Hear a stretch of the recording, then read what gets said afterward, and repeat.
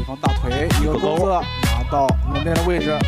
地面砸击，腋下打击，我们看，哇，一个腿是腾空的都可以发力啊！我的天，连续，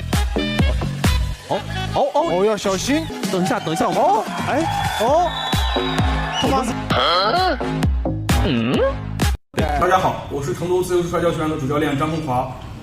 最近也比较忙但是上周我看了 JCK 的比赛，我想吐槽一件事，就是JCK 有一场比赛然后是一场中外对抗这场比赛其实双方的实力差距是比较大的，但是中国选手上去摔了对方一下没摔倒，然后被压在笼边凿了2拳，然后自己主动拍了2次我觉得这种战斗风格和这个战斗意志去打综合格斗实在是丢人现眼实在是中国运动员的脸都丢尽了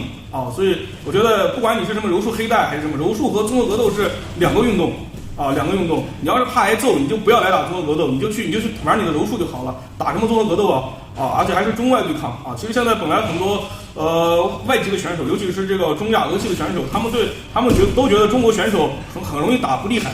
而且JCK 这场比赛呢，正好又是这个姓翟的选手和这个哈萨克斯坦的选手对方很容易的就取得了胜利。而且如果你在笼边拍了，如果你是被打的这个血流满面，或者说实在是受不了了，拍了有情可原这是我从业这么多年看了这么多年这个综合格斗比赛，包括 JCK 从最早的这个廊坊的比赛开始我去过不下20次，17、18次将近20次，然后第一次看到有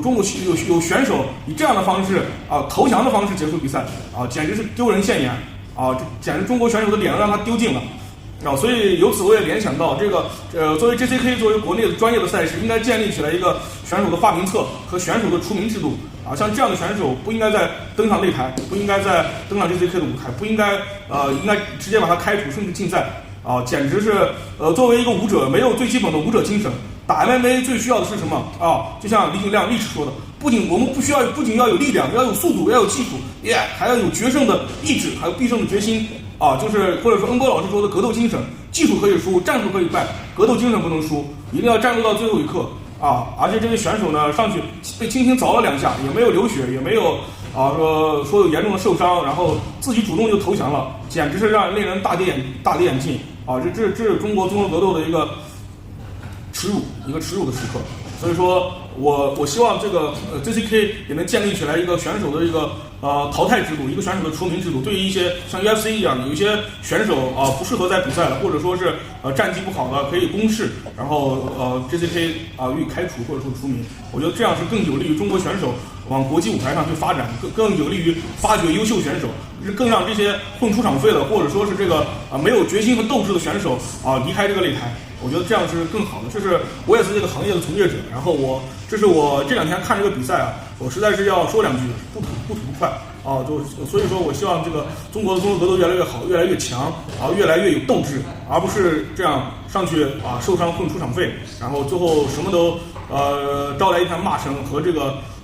外籍选手的这种看不起羞辱，然后给中国的综合格斗事业抹黑。好吧，今天我就讲到这儿这是我个人的观点我希望中国以后综合格斗的正规的赛事不要再出现这样的事情。